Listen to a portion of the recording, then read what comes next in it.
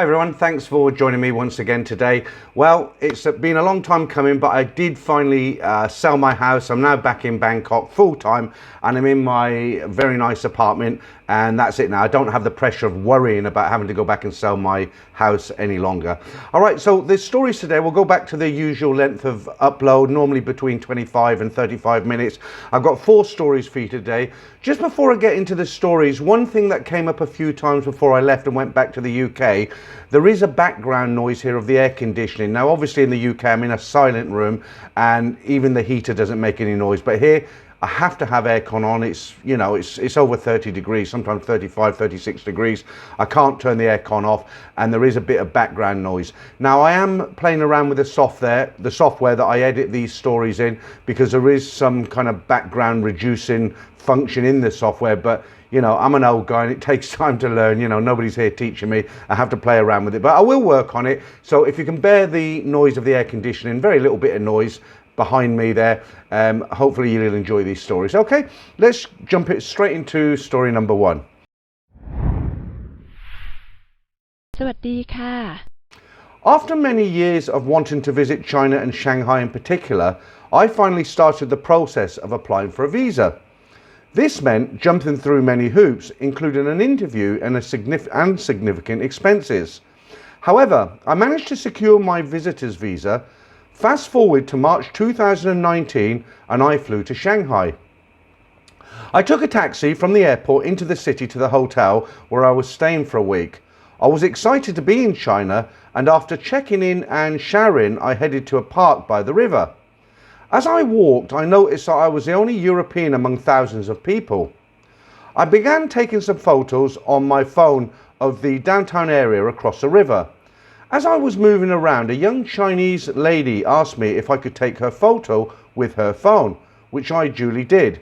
She then asked if she could talk to me as she was an English student and liked to practice her English. I said yes, and after 30 minutes of general chit-chat, she suggested that we go for a drink nearby. I agreed, as she was fun and friendly. We went to a basic cafe and sat down. I'm not really a drinker, so I ordered a Coke. She had a spirit of some description, and then peanuts and savouries were delivered, followed by more spirits. After around 20 minutes and her having 5 drinks, I was well aware that this was a con and made my excuses to leave. The girl then got the bill and it was well over £100 sterling. I don't panic normally, and I knew there was no way for me to get away easily. Being fairly streetwise, I only had the equivalent of £40 on me, as I never take out any more money than I'm prepared to lose. I offered that and said, if you're not happy, you can call the police. After a debate between them, it was agreed that my £40 was enough. I left as quickly as I could and headed back to the hotel. The lady was determined, as she caught up with me and carried on as if everything was normal. Asking where we were going now, I said I've got no money on me, so back to my hotel. She was determined to extract more money from me, and I didn't want her to know the room number, so I headed to the hotel's executive lounge. We sat down and had afternoon tea, and boy could she put it away. After around 45 minutes, she asked me who was paying for the food and drink. I said, well, it's you. The look on her face was disguised terror. After about 5 minutes, she said, I'm going to the toilet, and she was gone. I did forget to mention to her that the executive lounge was included in my hotel rate. Come morning, I wasn't happy about the way I was conned. So in the afternoon, around the same time, I went back to the park to see if I could find her and potentially ask for the money for the afternoon tea. Needless to say, she was nowhere to be seen. I noticed 3 Chinese men following me. I thought, was it my imagination or was I really being followed? So I adopted an erratic walking pattern, sometimes fast, then slow, then doubling back on myself. They were always there but never together, and all had their eyes on me. I even made eye contact several times to let them know I was aware of them, but this didn't deter them one bit. I was now concerned for my safety and I was looking for an escape route. I was reasonably safe in the crowd, but I couldn't allow myself to get isolated. I sat on a low wall near the road. I don't know if you have been there or know the area, Peter, on your travels. One of them sat next to me and offered me a cigarette, but I shook my head and said no thanks. Now I was trapped, and I didn't know what to do. As I mentioned earlier, I don't normally panic, but was coming close. I could smell the menace. We had a Mexican standoff. I couldn't move and they couldn't act on their intent. What seemed like a lifetime, we remained in deadlock. Then to my utter relief, 2 police officers came patrolling by. I jumped up and walked alongside them under the watchful eye of the 3 men. I looked back and they remained where they were. I made my escape and went back to the hotel. Needless to say, I kept well away from the park until I left Shanghai. On a side note, I did go to the park on Sunday to see the mums and dads trying to marry off their daughters. There were at least 100 people there with signs advertising their daughters only in China. Yeah, that sounded quite scary. I spent about 3 years myself in China. I was in a town called Dalian and I had several trips to Beijing, never visited Shanghai. But I've had scary moments in China. You know, people can be quite ruthless there, as they are everywhere else in the world. You've just got to take care of yourselves. And obviously he did the right thing. 3 guys following him. What would you do? You know, I mean, what were they going to do? Maybe they just wanted to meet him. He said he was the only foreigner there in the park with thousands of people. Maybe they were genuinely just interested to meet him and he took it the wrong way. But of course he did the right thing, and that was to sit it out. And when the 2 policemen came, he got his break, which was, you know, quite a clever thing to do. Okay, great story. So let's jump into our second story, and this one took time. It was quite an old story, this one. I am nearing 60 years old and I frequently travel to Thailand. I first arrived literally on the shores of Pattaya. Having had to wade ashore from a speedboat that picked me up from my ship, which was anchored right off Pattaya beach, this was back in 1986, which represents a year I swore off all Western women. Having set the stage, I fancy myself as a bit of a seasoned traveller and am familiar with all the tricks pulled by Thai girls. Having said all that and set the stage, let me tell you about a recent situation I had with a girl I met online who I will call Som. I met Som on a popular phone app dating site. Som was a professional woman with a fairly good paying job in Bangkok. We got along fantastically online, chatting and video calling every day and night, with some of our sessions lasting a few hours. I was really looking forward to seeing her when I arrived, and she agreed to meet me at the airport when I landed. To make that happen, I sent her my flight itinerary along with hotel reservation information. So the meeting at the airport was brilliant. Som was waiting as planned, looking stunning in a short mini dress. The first few days were great. However, Som was spending a lot of time on the phone with work on calls, video calls and chat sessions. At first it didn't bother me too much, but I soon found out that even when I was with Som, I felt alone. I commented on how it was starting to bother me, to which she brushed it off. A few more days of this and it was really starting to affect me, as I always felt alone, but wasn't alone. After a few more attempts to talk about how I was feeling with no relief from Som, I told her that I was going out for a night of drinking by myself.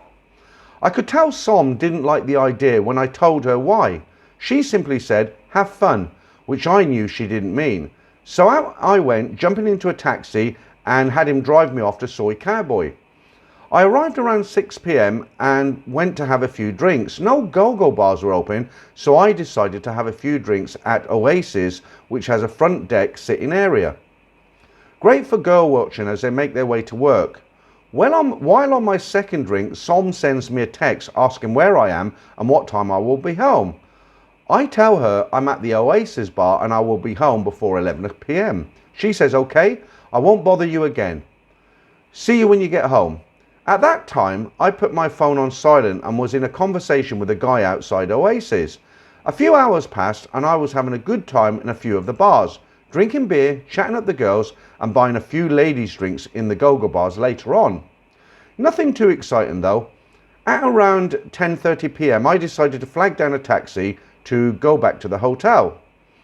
Arriving back at the hotel at 10:45, and when looking at my phone to turn notifications back on, I saw there were about 20 missed calls and video calls from Som. Just as I was about to reach the hotel door, the phone rang and it was Som on a video call, screaming at the top of her lungs, "Where are you?" I told her I was back at the hotel, to which she just hung up. I got into bed, turned on the TV, and shortly afterwards, Som came storming into the room, looked at me and said, "I'm done with you," threw the things I bought her in the trash, packed her bags and left while I sat there in disbelief at how irrational Som had been. After sitting there in an empty room by myself and realising she still had a room key to the hotel, I decided to jump on booking.com and reserve a hotel for that night around Nana Plaza. So I packed my bags and without checking out, jumped in a taxi and headed to my new hotel. I got settled in my new hotel room and then headed off to Nana Plaza. I figured I was going to turn lemons into lemonade. In fact, I didn't even take my phone with me on the off chance that Som tried to contact me. It was a great night in Nana and Soi 4, and when I got back to my new hotel room, there were nearly 50 missed calls from Som. I told her that I left because of the way she had treated and acted towards me. She started crying and apologised for acting crazy, but it had no effect on me. The next morning I told her that I'd arranged an earlier flight back to my home country. In actuality, I had just wanted her to think I was gone so I could have some more peace of mind. I spent the next few days partying, shopping and eating and had a fantastic time. When I went to the airport on my scheduled day of departure, Som was waiting for me with flowers and a note saying she was sorry. I told her it was too late and she started crying and tried to grab me to prevent me from going up the escalator towards security and immigration.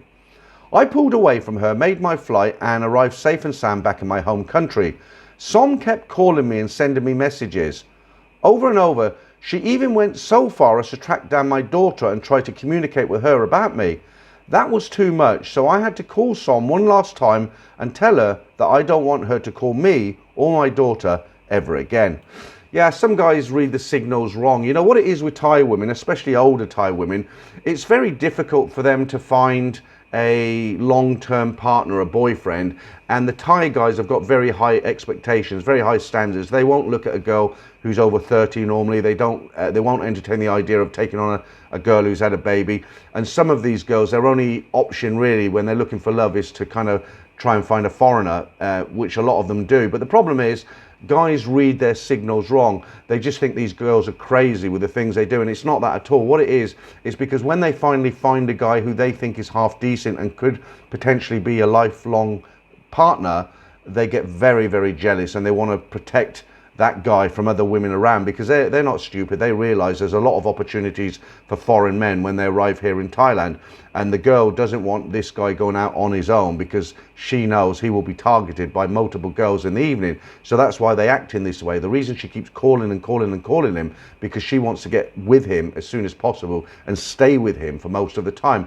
And most of the time that's all it is. It's just jealousy because they don't want to lose the guy that they're finally found. You know, they're getting older, they want some security, and a lot of them do act like this. But unfortunately for foreigners, Western guys, you know, we don't like that kind of possessiveness, and it can put most guys off. So okay, let's go straight into story number 3. We've got 2 more to go. Now on this story, the guy's from Denmark. English isn't his mother tongue. I've tried to clean it up as much as I can. It's a great story. I'm from Denmark. My story goes back many years to 1977. 46 years to be exact. This was my first trip to Thailand and I was very much looking forward to it. I stayed at a hotel on Silom Road. I'm not sure if it still exists. I couldn't find it the last time I was in Bangkok last November. Since that first time, I have visited Thailand many times and have many good memories from all my trips to this wonderful country. Although I have many fantastic experiences to think back on, my first trip will always stand out as something special, mostly because I met my first love there. Although I was only 26 at the time, I had yet to have a girlfriend. My second encounter with the locals was a cute girl nicknamed Plum. The hotel taxi driver wanted to help and he knew the right place, a massage parlour called New Bangkok. Here you could date a girl for a day by tipping her 500 baht. It was only 2 p.m, so the massage parlour was closed, but my driver knew the back entrance, so I was let in before most of the girls had settled behind the glass window. After some time, I asked the staff if they could recommend a girl who could speak good English. A smiling little sweet girl came forward and took me by the hand. We sat down and had a drink and talked for a while. I agreed with the manager of the massage parlour that I would date Plum for 5 days, which would cost me 2,500 baht in total. When we got back to my hotel room, she gave me a nice massage. After a few hours under the covers, we drove out to a Thai restaurant where we sat on mats on the floor and ate Thai food and watched traditional Thai dance.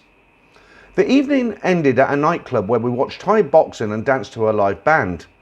By the time we fell asleep at 2 a.m, she had fully taken care of all my needs. The next day, Plum wanted to go back to the massage clinic doctor where she was scheduled for a checkup once a week.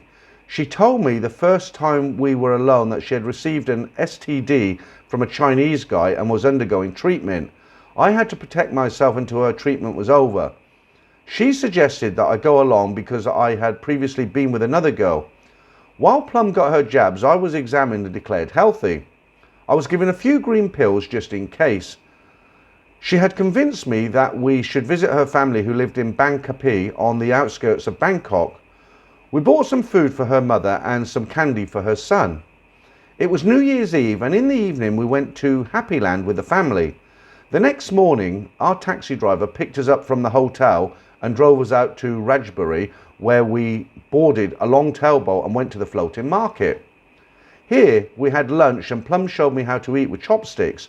We then went back to our waiting taxi driver and he took us to Nakhon Pattaya, the largest pagoda in Thailand.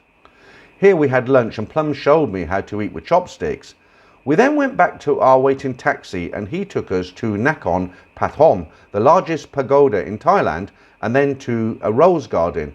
When we got back to the hotel, we went out to eat at a Japanese restaurant before the usual end to a lovely day. The next day, we passed the time shopping and going to the cinema. I can still remember the movie. It was Murder by Death.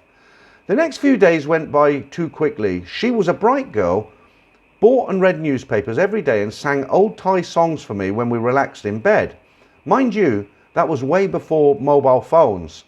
A few days later, we went back to New Bangkok where I booked her for another 5 days. We had planned a trip to Pattaya, but she wanted to visit her family first. It was okay with me because I had an address of some of my uncle's friends who were in the water closet repair business, and I met up with them a few hours later. They had been in Germany for a seminar with my uncle and we had a few pleasant hours together. We talked about meeting up again after my trip to Pattaya. I met up with Plum in the evening and we went out to a restaurant and a show. After the meal, there was an aerobic show on stage, and soon after the man took his girlfriend on a round trip to some of the tables where we had just finished our dessert. They went from table to table. We went to Pattaya in the next afternoon. Our hotel room smelled of DDT, a chemical used to kill cockroaches. The next 4 days went by so fast. I knew that when she was hungry, she would easily become upset. She told me at one time that she regarded me as more than a friend than a customer, and I believed her because she gave me the girlfriend treatment. By this time, I was in love. When we came back to Bangkok, Plum would visit her mother again and her work to collect her salary. I was on my own the rest of the day when she came back. She showed me a letter from a man in the USA. She wanted me to read the letter for her because she talked about him a few times and told me that he was eager to marry her. He had only spent 2 hours with her 6 months ago. I understood from the letter that he hadn't heard from her for a long time, which amused her. She couldn't read or write any English. I suggested that she should write to him about her plans and not keep him in the dark. He was 20 years older than her, but she was confident that she would love him in time, as long as he kept faithful, didn't drink and didn't hit her. This was our last night together and a memorable one. The next morning during breakfast, I took a few pictures of her with my Nikon camera. We didn't talk much, but just enjoyed each other's company. When we said goodbye, she gave me her address. I knew that I probably would never see her again. After she left, I listened to the Carpenters, a cassette tape she had picked out for me. I stared up at the ceiling for the next 2 hours. I really missed her. I was running low on money and asked my brother to send me some more. A few days later, I hooked up with my uncle's friend. One guy picked me up and met up with 3 friends and went out on the town for dinner and a soapy massage. The dinner was traditional and was great, but the massage was average and the girl was lazy, just wanted to watch the TV on the wall. My friends paid for the dinner and I paid for the massage. When I finished, they had cooked up a story to tell their wives. 2 days later, just before sunset, a miracle appeared in a narrow soi not far from Patong. I ran into Plum. She was more beautiful than I remembered, and she was genuinely happy to see me. I followed her out to a small restaurant, and she treated me to noodle soup. We had a lot to talk about, and she told me that she was staying with a man from Sweden at the moment. He had paid twice the amount that I had paid for her. We talked about going to Chiang Mai when I got my money. She was okay with that, but had to go to Pattaya with this guy from Sweden, so she would be free only from next week. We stood for a long time at the counter before we said goodbye, and she kept saying that she thought I was back in Denmark by now. I could feel that she was happy to see me as she caressed my hand and arms again, something she used to do. I went back to the hotel and talked to my taxi driver. He too was worried that my money was late. The next few days went by slowly, waiting for my money. The next day, I ran into my taxi friend. He assured me that he could take me on a trip on credit, trusting me to pay him back when my money came or when I came home. I agreed to take a drive with him to the weekend market, where we spent a few hours.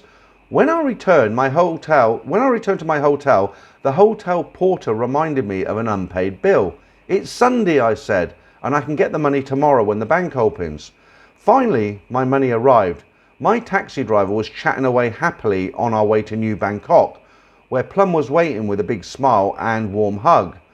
I was on cloud nine. The next week in Chiang Mai, after a sometimes strenuous trip to Chiang Mai, Plum's brother met us at the bus station in Bangkok at 6 a.m. He had a small car and took us to her house in Bangkok. Plum had some errands to take care of when he arrived home, so I went upstairs to get some sleep. She woke me up with a kiss in the afternoon and said that lunch was ready.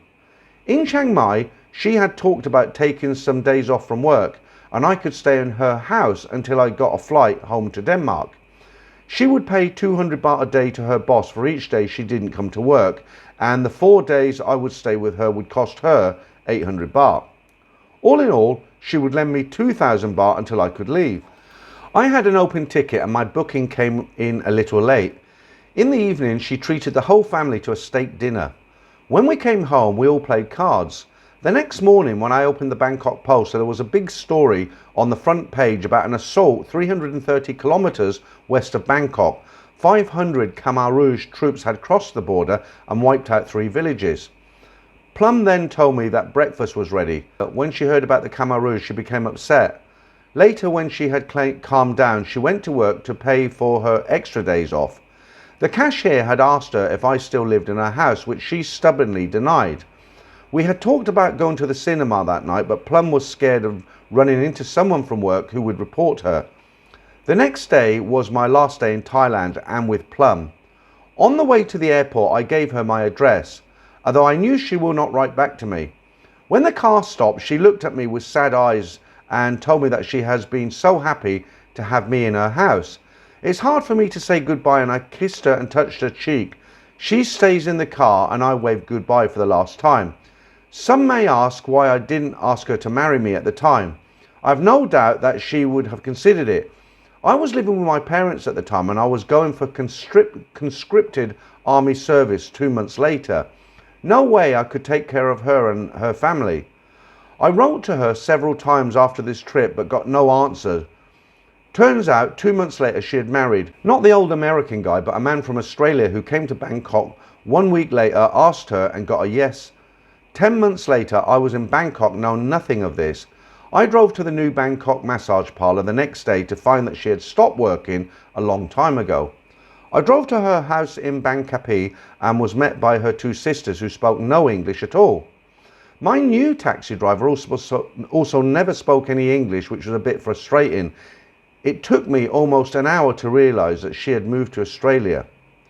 After another misunderstanding, I heard that she was in Bangkok at that time visiting her family. I couldn't believe it, but still married, after a few days she called me and we met. It was a bittersweet encounter. She asked if I would take her to the cinema, like in the old days. At the movies she asked, "Can I hold your hand?" We had held hands for almost 2 hours and waved goodbye from my taxi as I saw her disappear into the crowd for the last time. I'm now almost 73. I still have sweet memories of Plum, and I think of her from time to time. I married 8 years later and have a wife and 2 wonderful children, but I will never forget my Thailand girl Plum. I hope she had a happy life, and I wish her all the best wherever she is. Very naive at the time the guy was. I think I would have ran off as soon as I heard that she had an STD. I wouldn't have hung around after that. But you know, no harm done. It's a common theme with these stories. You know, guys send in these stories about when they meet women in Bangkok, Pattaya, wherever it is in Thailand, and it's a short kind of lived thing. They're with them for a week or so and they have a great time and they go back to their own countries, never to return to Thailand again, or maybe once or twice when they're younger, and then they get married and then they have children. But this always sticks in the back of their mind. These stories, like this girl Plum, it's always a great memory for them. And if you've been to Thailand, you'll understand why. I'm here full time now, so it definitely got me. Right, okay, we're going to go into our fourth story now. And this one's a little bit different. From time to time, guys write in and say, look, you never tell any stories about ladyboys. Ladyboys is a big thing in Thailand, as you know, and there are guys who are attracted to them, and that's fine. That's up to them. No harm done, as long as they're not hurting anybody. And I finally got a story which is about a guy who's kind of fantasizing about ladyboys. And let's just read the story and you'll see how this one goes. This story recounts my first trip to Thailand when I was 25 years old. I was very excited to go, and I have to admit I was more excited about finally meeting a ladyboy or two. This had been my fantasy for a long time. What makes me laugh about it now is that I used to ridicule guys who shared their horror stories about their experiences and tell them to man up, and not to be so stupid and naive. However, as I tell those stories with the usual shouting and laughter, I should remember that I wasn't always so streetwise myself. When I landed in Bangkok, I instantly felt the heat and excitement of the place. I was buzzing. Like all newcomers, I took a bus to Khao San Road and found a dirt cheap room for around 50p or around $1. It was shocking really. I could easily afford something better, but I chose to go super cheap, maybe simply because I could, and it was a novelty paying so little for a room. It was dripping hot outside since it was April. It was also Songkran, and I had no idea about this at all, though I was soon to find out that it was a water festival that all the Thais get involved in. I walked out to get some food, and I must admit I was totally caught up in the culture shock of it all, the sights, the sounds, the smells and bar girls. As I walked past my first bar, a girl threw a bucket of water over me. "Welcome to Songkran," laugh out loud. I nearly died of shock. I had some food, but honestly I can't really exactly recall what it was. It was from the usual small plastic table and chair restaurants, the ones that are so common and popular to this day. I took a tuk-tuk to Patong as I knew this is where I could live out my fantasy. Once I got there, I was so in awe of the girls outside the bars and clubs that I didn't know which way to look or which bar to head into. I stood there staring at it all like the Bangkok rookie that I was. Then one of the guys who was trying to get customers into the clubs approached me and asked me to come into his club. I stuttered something like, "I'm looking for ladyboys." It was at that point I should have walked away and just stopped for a drink, but of course I was new and let him take control. He asked me how much I would pay and I gave him my price. Yes, I know, absolutely absurd, right? The price I quoted was a lot of money, but I was feeling so overwhelmed by the whole thing, so he took me to a short time room in Patong and brought me 2 ladyboys to the room. I didn't even get to choose them, that was done for me. The ladyboys came in and started to undress. I was super embarrassed. The fixer guy stood in the room and watched. I didn't even have the nerve or foresight to ask him to leave. The actual event itself was terrible. It was just one embarrassing maneuver after another. The ladyboys themselves weren't bad, it was just a cringe-worthy situation to be in.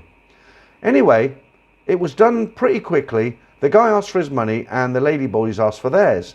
This is when it got worse. I promised the guy a certain amount just for him, plus the ladyboys wanted their money too. I only had enough for the ladyboys. The guy said, "Okay, no problem, let's go to an ATM." I couldn't argue with him as he hadn't done anything wrong. By that, I mean I agreed to give him the money beforehand, right? It was my own stupid mistake. Anyway, my ATM card wouldn't work. We tried a few times. It was Songkran and there was water being sprayed everywhere. My ATM card wouldn't work and I was getting hassled to pay this guy. I had thought about doing a runner, but realised that was a stupid idea, plus I agreed to pay him. So it wasn't fair to not pay him. I told him I had some traveller's checks. He suggested we take a taxi to the airport. Yes, the airport. We could cash the checks there. So I agreed, and that's what we did. How utterly ridiculous looking back. This had become a truly awful experience and was now costing me way too much time and money. I was feeling the stress, but he wanted his money. I finally paid him and we returned to Patong. He asked if I wanted another ladyboy. Ha ha, are you kidding me? I found a quiet corner to sit and sulk with a beer. I remember walking around and I saw one of the ladyboys from earlier, and she said I could go with her for free of charge as I'd already paid enough. I declined the offer. I ended up taking a freelancer back to my room. I thought she was a bona fide woman, but my fantasy came true when I was pleasantly surprised she turned out to be a ladyboy. I enjoyed my time with her. When I look back, I laugh at myself. How nervous and scared I was, and the stupidity of allowing this guy to totally take over driving to the airport to cash checks. My God, what was I thinking? I have been a regular visitor ever since, and I love having a night out in Soi Pho or Patong, though I spend my time now in Krabi or Phuket. I understand how some guys end up getting fleeced. We men can be fairly stupid at times. I hope you like the story, and it's a bit different from your usual ones. Yeah, quite funny really. Again, this guy must have been quite naive. It was one of his very early trips. Well, it was his first trip, wasn't he? So he didn't know anything, and easy to get caught up in the whole thing, as it were. What never fails to surprise me is the guys who are totally straight who come here, and they do have relationship with ladyboys. And I've mentioned this before. I knew one guy quite well who, he was absolutely straight. He had a girlfriend in the UK, and he used to come out here and party and go with the bar girls and everything, and he would go with ladyboys. And I said to him once, I said, well, you're straight, you're not homosexual, what's this all about? And he just said, I don't know, it's just something I do when I come to Thailand, you know, I wouldn't dream of doing it back home. So you know, fair play to him. Right, okay, that's it for this week, guys. Thanks for listening to the stories once again. Just a quick reminder, I'm going to be starting members only streams after the regular streams. So what I mean to say by that is my streams, if you watch the streams, I normally do the streams for about 2 hours. I'm going to be doing them for an hour, cut it off, and then I'm going to be doing a members only stream. The reason for that is because I want to kind of build a community. I want to bring people into the stream, and I want them to be able to come in and say what they have to say. And if it's members, I know that we're not going to have any trolls in because they're paying to be there. It's $4.99 a month. I'd really love it if you could come in as a member and join in the streams. Okay, little bit of e-beg in there, but I'm sure you'll excuse me. All right, thanks again, guys, and I'll be back very, very shortly. Have a good weekend.